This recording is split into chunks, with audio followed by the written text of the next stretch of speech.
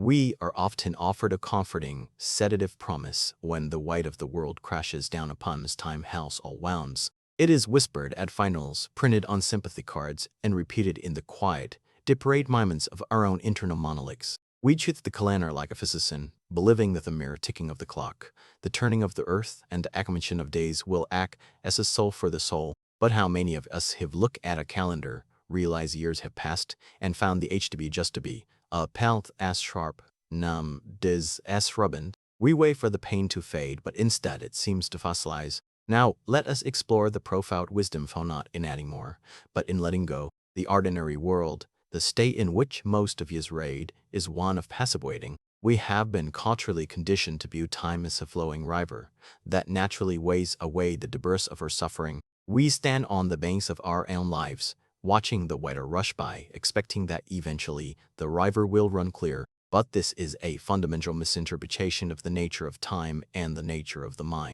Time is a measurement of change, a coordinate system for events. It is not an active agent. It has no hands with which to bandage a wound, no vice with which to soothe a grief, and no magic eraser to revisk our tissue of memory. To say that time helps us to attribucency to an abstraction, and in doing so we abdicate our own responsibility for the pen, landscape. Consider the mechanic of a physical wound. If you break a bone and do not set it, but simply wait for time to pass, the bone will indeed knit itself back to you there. However, it will do so crookedly, locking the limb into a shape of permanent dysfunction. The passage of time did not heal the lack the biolex of biolchum did, but without the intelligent intervention of engine do femengine, the psychological wound operates on a strikingly similar, to far more subtle, principle. When we experience a loss of heartbreak, a failure, a separation, we encounter a reality that stands in direct opposition towards the chums. This is the thing we didn't want. The struggle arises not from the event itself, but from our relationship to that event across the timelines. In this ordinary world of struggle, we attempt to use the future to escape the past. We project our soul forward, imagining a version of ourselves 3 months, 1 year, or 10 years from now who is no longer burdened by this heaviness. We tell ourselves, I just need to get through this, as if life were a tunnel and the light is strictly at the arm. But this mindset creates a perpetual state of suspension. We are not living in the present, we are holding our breath, waiting to exhale in a fear that never quite air us. The tragedy of this approach is that while we wait for time to do the work, the mind is actually rehearsing the pain. The modern mind is an expert at preservation. It is designed to remember dinner, to analyze threats, and to solve problems. When we encounter an emotional wound, the mind treats it like a puzzle to be solved. We replay the scenario. We ask, why did this happen? What could I have done differently? Why me? We loop the narrative, etching the groove of suffering deeper into the neural pathways with every revolution. Far from washing the wound away, timeline accompanied by this ruminative cyclic clear emphasis. We are not healing, we are memorizing. We are building a shrine to the event we claim to want to leave behind. This illusion of passive healing is dangerous because it breeds a specific type time spare. When a year passes and we don't feel better, we begin to turn the judgment inward. Waiting, I should be over this by now. What? Wrong with me? Why am I stuck? Now, we have added a second layer of suffering to the original pain, the shame of not healing unstable. We feel that we are failing at being human because the universal prescription time is working. We look around and see others who seem to have moved on, who seem to have drunk from the river of forgetfulness and recovered. But we must look closer at what we mean by healing. In the common vernacular, when we ask for time to heal us, we are often secretly asking for time to indecise. We want to return to the state we were in before the event occurred. We want a timeline to fall back on ourselves and erased the unwelcome chapter. This is the root of the struggle, the desire for a reality where the thing within what never happened. We are at war with the immutable fact of the past. As long as we are waiting for time to restore us to our factory settings, we will wait in vain. The river does not flow backward. The glass, unshattered, cannot be unshattered. It can only be ringed, ringed, and mosaic. The friction we feel, the anxiety, the slitlessness, the tightness in the chest is the sound of our internal gears grinding ease the gears of the universe. We have a picture in our heads of how our life was supposed to go. This picture is the ordinary word map. It includes the partner who stays, the job that fulfills, the health that endures. When reality deviates from this map, we do not discard the map, we stare at it harder, demanding that the trenches to fit the pate. We wait for time to correct a mistake. We wait for the universe to apologize and fix the discrepancy. This waiting is not a passive activity, it is an exhausting, active resistance. It takes an immense amount of energy to derail it. It is like holding a beach ball underwater. You can zoe it for a while, but your arms will grow tired, your muscles will tremble, and eventually, the bull will shoot to the surface with even more. We mistake this exhaustion for coping. We think that because we are tired, we must be making progress. But we are only tired because we are fighting a war against what has already happened. We are fighting ghosts. The wounds we speak of are not physical lacerations, they are narrative. They are stories we tell our souls, about what we lost and what the lost says about our value and our future. Time can override a story only. The author can, so that if the author is asleep, waiting for the clock to dictate the plot, the story will remain a tragedy. The illusion that time is a healer is the sedative that keeps the author asleep. It allows us to drift in a haze of mild misery, hoping that the currents of life will someday carry us to a better shore. But the currents of life are indifferent. He will carry us ice, but they will carry us with our baggage, our grief, and our resistance intact, unless we learn to navigate the waters differently. We must recognize that the calendar is empty. It contains no medicine. The ticking of the clock is simply the rhythm of existence, keeping the beat for the dance. It is not the dance itself. If we are to find peace, if we are to truly address the friction in ourselves, we must stop looking at the clock and start looking at the clock instead of the wound itself. We must stop waiting for the thing we didn't want to unhappen and begin to understand why we are so terrified to let it be a part of history. The struggle is not that we are broken and need time to fix us. The struggle is that we are whole, but we are refusing to acknowledge the shape of our small snares. We are trying to fit a square peg into the round hole of the past, and we are blaming time for the fact that it does. In Section 2, if time is not a physician, then what is it? We must look at the machinery of our own suffering with the precision of a watchmaker. We must take apart the gears of our grief and our anxiety to see what is actually grinding. When we say we are wowed by the past, we are using a metaphor that is both vivid and slightly misleading. A physical wound is a violation of the body's intuitive. A psychological wound is a violation of the ego's expectations. The pain we feel is sharp, breathless tightening in the chest when we remember the thing we didn't want is not the event itself. For the event is gone. It has evaporated if the ether of history. The pain is the friction between the world as it is and the world as we demand it to be. This is the crux of the struggle. The thing you didn't want has happened. It is as solid and unchangeable as a mountain. Yet, the mind behaves as to it can, within a force of will and of rumination and abrupt it to mind as a tall. We spend our days pushing against this mountain, and we call the resulting exhaustion or trauma. We are exhausted because we are trying to perform a miracle that the universe does not allow. We are trying to retractably at a piece to because the wisdom we are seeking begins when we understand that healing is a misnomer. We are not trying to return to a state of pristine, free of innocence. That person is dead. The version of you who existed before the heartbreak, before the failure, before the accident, does not exist anymore. To try to heal back to the person is a form of necromancy. It is a refusal to be born into the new moment. What we call time healing wounds is actually a much cruder, more broader process. It is simply the process of the ego slowly running out of energy to deny the truth. Eventually, the arm pushing against the mountain goes numb. Eventually, the voice screaming no loses its breath. When that resistance finally collapses, usually out of sheer fata, reality rushes in to fill the void. We look up and say, I guess I'm feeling a bit better. But it wasn't time that did it. It was the cessation of the war. It was the inevitable surrender to the fact that the thing has happened. The healing was just that absence of the scare. But why wait for exhaustion? Why must we be dragged, kicking and screaming across the calendar until we are too tired to fight? The mentor in our hero's journey, voice of clairvoyance, is to see that we can drop the resistance now.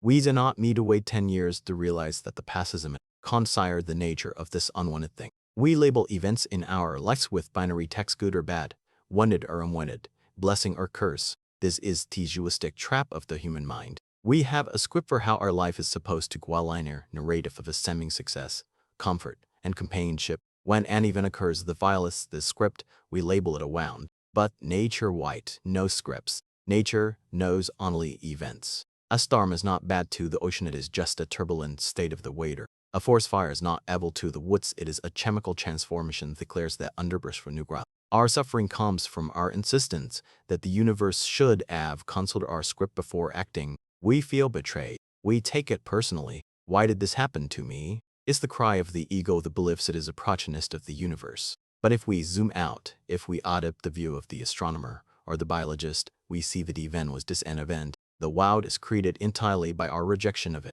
To pain is the distance between what is and what I want it. Now, this is not to say that grief is not real or that loss is not heavy. It is to say that the suffering, the prolonged, agonizing stuckness is a product of the narrative we attach to the loss. We tell ourselves a story because this happened, I am broken. Because this happened, my future is ruined. Because this happened, I can never be happy again. These are not facts, they are interpretations. And here is the treacherous trick time plays on us. The longer we wait for time to heal us, the more we repeat this story. True it is the try. We solidify the narrative of the victim. We build our identity around the empty chair, the lost job, the failed marriage. We become the survivor of X, raveth tan aliving, breathing being in the present moment. The insight we must grapple with is the thing you didn't want is the price of admission to relative. You cannot have a life that is immune to the unexpected. To demand a life where nothing unwanted happens is to demand to be a stone, for only a stone changes so slowly that it feels no shock. To be alive is to be vulnerable to change. The world you are nursing is actually a testament to your alumnus. It is proof that you were engaged with the world, that you left something honest to miss it, that you tried something hard honest to fail at it. When we realize that time doesn't heal, but rather force integration, our strategy changes. We stop waiting. We stop looking at the calendar as a countdown to relive. Instead, we look at the unwanted thing and we invite it in for tea. We say, okay, you are here. You are part of the architecture of my life now. This is the radical act of integration. It is the Japanese art of kintsugi, where broken pottery is repaired with golak. The artisan does not try to hide the cracks or pretend the bowl was never broken. The cracks are emphasized, illuminated, and made beautiful because they are part of the history of the object. The bowl is not fixed in the sense of being made new. It is transformed into something more complex, more stored, and often more valuable. You are the bowl. The thing you didn't want is the crack. Waiting for time to heal you is trying to paint over the crack with invisible ink. It never works. The ink fades, and the crack remains. True peace comes when you pick up the lacquer of acceptance and fill the crack yourself. You say, yes, this happened. And because it happened, I am who I am today. This shift in perspective reveals the futility of regret.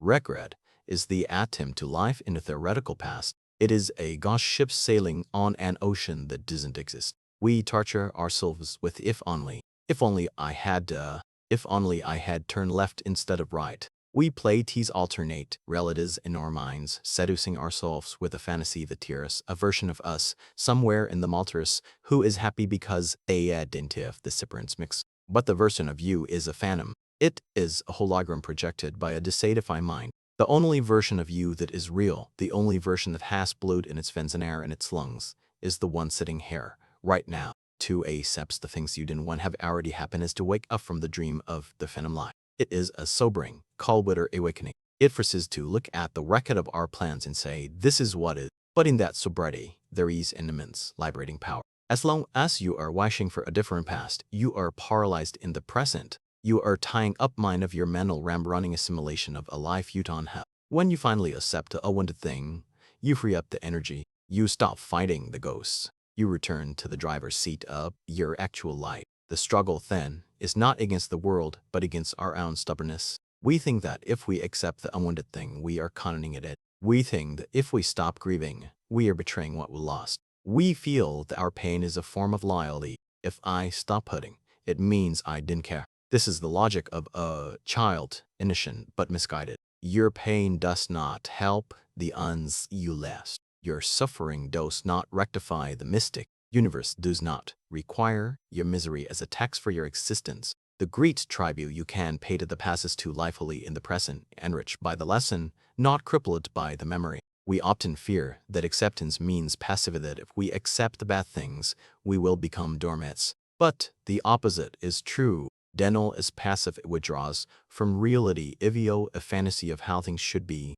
Acceptance is active, it engages reality exactly as it is. A martial artist does not see the inquint punch, betches its victor, its speed, and its reality, and then tend misser. They flow around it. If they denied a punch, they would get hit. We get hit by life again because we are standing there with our eyes closed, chanting, this shouldn't be happening. It is happening. It has happened. The check has been cast. The ink is dry. The structure of the ordinary world told you the time would fix this, that if you just waited, the check would bounce back. The manner tells you no. The currency of your life has been spent, but look at what with it. You bought experience. You bought depth. You bought the shattering of an illusion the life is safe and predictable. That shattering hurts, yes, but it is also the opening through which the light enters. The friction you feel is the ego trying to stitch together a continuity that has been severed. It is the I trying to remain the same that existed yesterday. But you are a arriver, not a statue.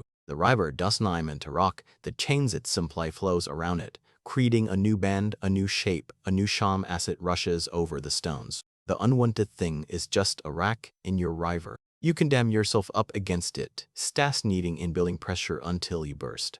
Or you can become the waiter that accepts the rock, flows over it, and can use to the sea. The choice is not about changing the past, it is about the fluid dynamics of your own soul. So we return to the present moment, the only place where life actually occurs. If time is not the healer, and if the struggle is merely our resistance to reality, then the victory of the true Helens is found in the radius, found in the radially. We stop treating the prison moment as a waiting room for a better future where we are fast. We realize that the waiting room is the light. This realization is the breaking of the spell. The liberation we seek does not come from the erasure of the past, but from the question of the war against it. We have been fighting a phantom, swinging our swords at a memory, and wondering why we are assessed it. The moment you drop the sword, the war ends. The ghost does not disappear, but it ceases to be enemy. It simply becomes a feature of the room, a piece of furniture in the architecture of your Hester. You can walk around it. You can sit on it. You can acknowledge it without needing to destroy it. This is a great secret of psychological well-being. Peace is not the absence of cars, it is the absence of the judgment, the discouragement, the trite.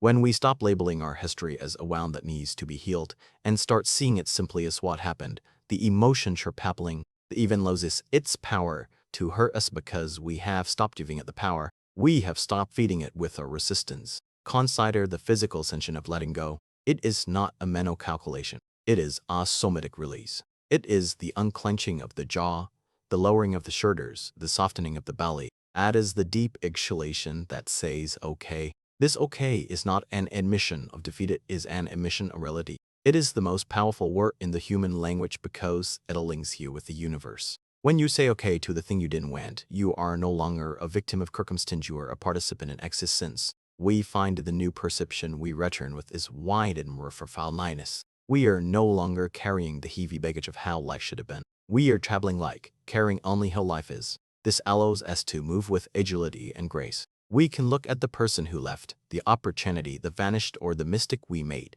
and we can see them clearly, without the distortion of thirsters and horrors, forest of first and of more. We see that these swings were necessary components of the journey that brought us to this exact moment of clarity. Without the unwanted thing, we would not be here, asking these questions, seeking this depth. The tragedy was the catalyst for the awakening. This victory requires a daily preface. It is not a one-time decision, but a constant returning. The mind, being a creature of habit, will try to pick up the sword again. It will try to drive back into the past to rewind the script. When this happens, and it will weigh down the depths our soul, we simply notice it. We gently guide the attention back to the sensory express of the present, the feeling of the breath, the sound of the wind, the warmth of the sun. These are the anchors that hold us in the reality where healing true integration is possible. In this state of presence, we discover that we are not broken vessels waiting to be glued back together. We are the ocean. The ocean is not broken by the waves, it is the waves.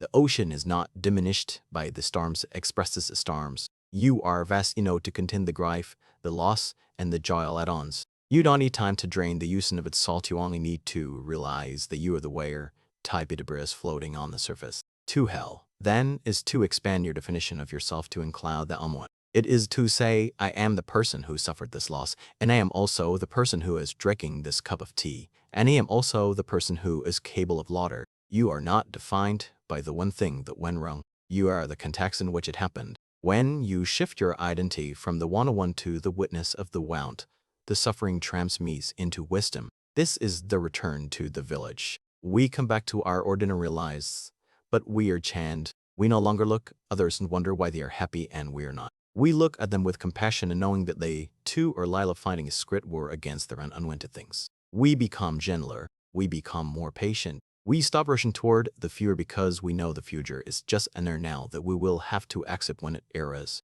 The paradox of this journey is that by giving up the hope for a different past, we gain a limitless fear. We are no longer tethered to the stake of the old narrative. We are free to walk in any direction. The energy we used to spend on regret is now available for creation. We can build new relationships, not to replace the old ones, but to stand alongside them. We can start new projects as might reave our worth, but to express our elementness. Ultimately, times art heal. You heal. You heal by showing up day after day and refusing to abandon yourself to the fantasy of what could have been. You heal by loving the reality of what is. The clock will keep ticking, the seasons will keep turning, but you are no longer waiting for them to save you. You have seed yourself by opening your eyes, looking at the scar, and seeing that it is not a flaw, but a signature. It is the mark of a life fully lived, a life that dared to engage with the world, a life that accepted the terms of existence and found peace. And so we come to rest in the quiet center of the storm.